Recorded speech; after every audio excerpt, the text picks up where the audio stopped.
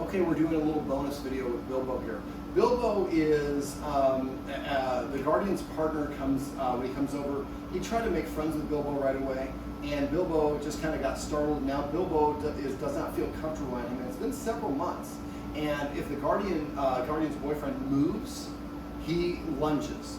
And so in this video, we're going to go over a really simple kind of desensitization counter conditioning exercise. We're also going to be using a clicker. Now the clicker can be startling for some dogs, so she's got the clicker behind her back. So what I'm going to do is I'm going to stand up and eventually take up steps here, and this is how I'd like the boyfriend to move. So and what we're going to do is she's going to click at, when you use a clicker or a marker word, you click at the conclusion or the apex, or not the apex, the conclusion of whatever it is. So when I sit back down is when she's going to click. And she's going to be, if you notice her body position, she's got the clicker in her left hand that's facing the camera, and her treats are in her right hand. What we want her to, Bilbo to do is look at me when I do the move, and then when she clicks, he turns his head away from me to get the treat that's coming from her. So we want it, this is kind of a little bit of something called the Engage, Disengage game. Now it's a little bit harder at first, so I'm going to go ahead when I stand up. There you go. So I didn't do a full stand. That's going to be startling for him. Dogs, the higher we are as humans, the more authoritative we are. So I just stood up, just got up like an inch or two, so I'll do a little bit more. And see how he's turning his head away. And what am I not doing? I'm not staring him in the eye. Staring in the eye can be a challenge. And this is kind of a good workout for your glutes.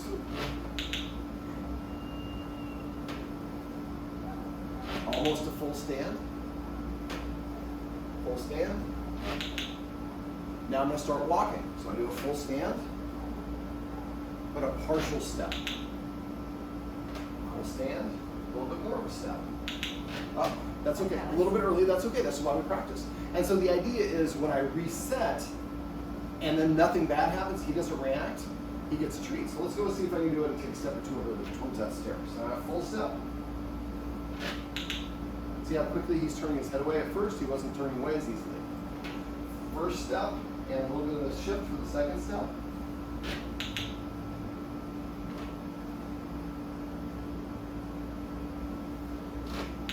Feel like I'm dancing.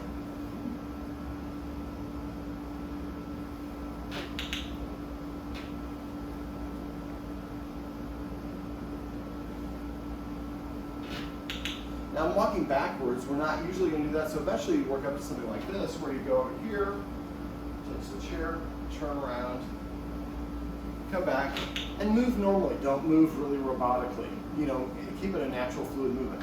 Now, it's going to be hard because sometimes you forget about this. And he's just going to cough, or he's going to get up to go to the bathroom, and you're going to forget about what's going on. So if he reacts, and see that movement, my hand towards him caused him to flinch a little bit. So he's on the edge of his calmness. Once he barks and reacts, he's basically hysterical. He's not gonna be able to learn anything at that point, and that's actually now he's practicing hysteria as opposed to being calm. So what the partner needs to do is be very mindful. Hey babe, I need to get a drink of water. Okay, so she gets the clicker, she gets some treats, and he does this process that I just went through, and eventually he's taking 1 step, 2 steps, and 3 steps. So what we're telling Bilbo is eventually, when the boyfriend moves around, actually you shouldn't be worried about it. You should actually be happy, because that means that I'm about to get a treat. And at first I'm moving just a little bit, and a little bit more, a little bit more. If I go from going to take 1 step to 3 steps, and the 3rd step he barks, I need to reset, wait for him to relax and calm back down, and then do it and take 1.5 step or 2 steps only. So always back up a step or 2 until the dog feels comfortable. Now, a couple other things. It's a cozy little home here.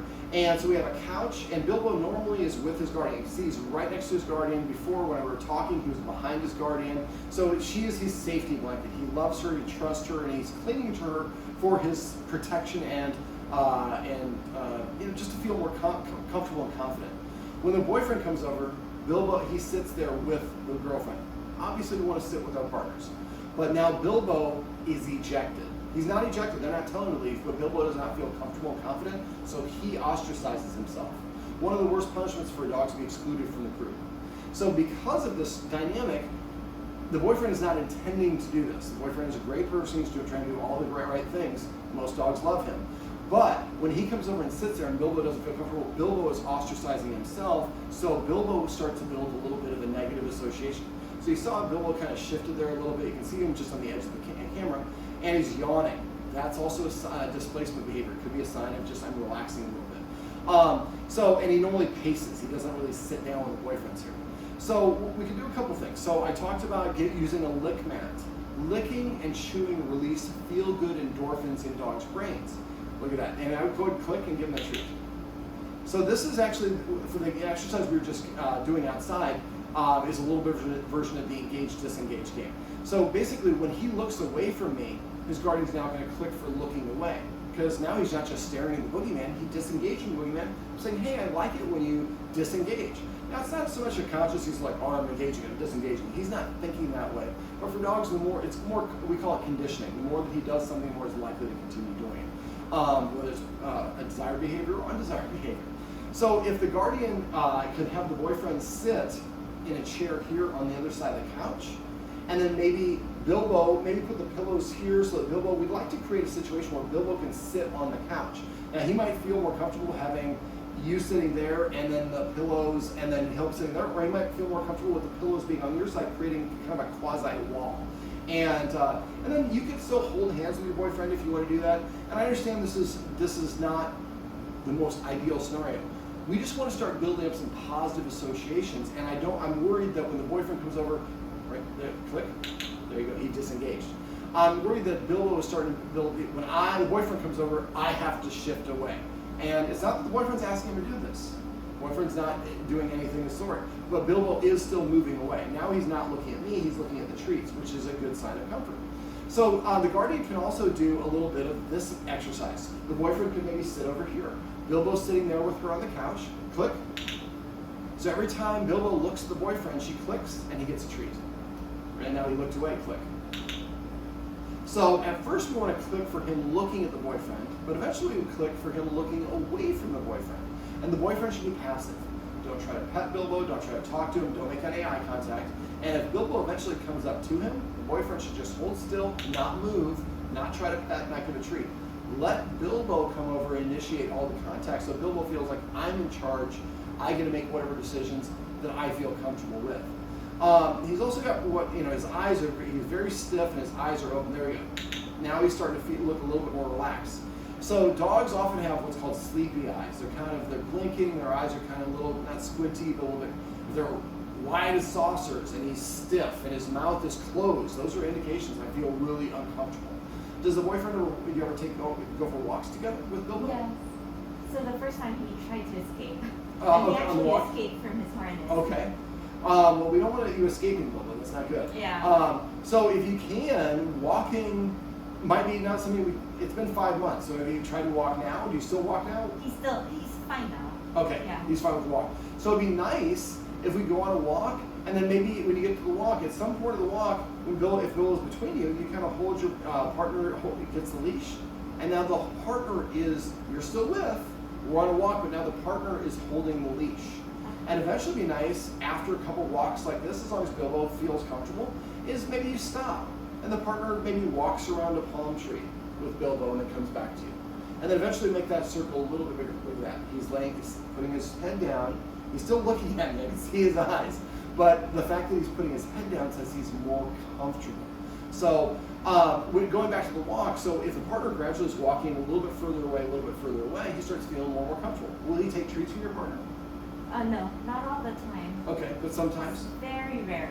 So what a partner could do is just drop treats on the ground. And you use the same treats. And so Bilbo, now when the partner comes around, maybe at first when you're out walking, the partner does a treat, just kind of drops the treat, Bilbo gets the treat. If he doesn't get the treat, it's probably saying he's uncomfortable. Wait for you a little bit further on the walk and then try it again. It'll help for you to do the find it aways that I talked to you about before. So now this is a game that you do. So if I do the game with you, and now somebody else does the game with me, I know what's going on. Otherwise I'm looking, what are you trying to do, partner? Are you trying to trick me or whatever? So every once in a while, say find it, throw the treat. When he licks it up, say yes or click, and then do that again. And do that on walks a lot. So that after a while, then your partner would throw it, and you kind of work together. So you go like this. He says find it. You say find it, and he throws it. So first, she's the one giving the cue. He's the one dropping the treat. So we're kind of splitting it apart a little bit because he's comfortable with her voice, maybe not comfortable with partner's voice. But eventually it gets to the point where now he's getting the treats when the partner drops them. The treats have the partner's scent on it.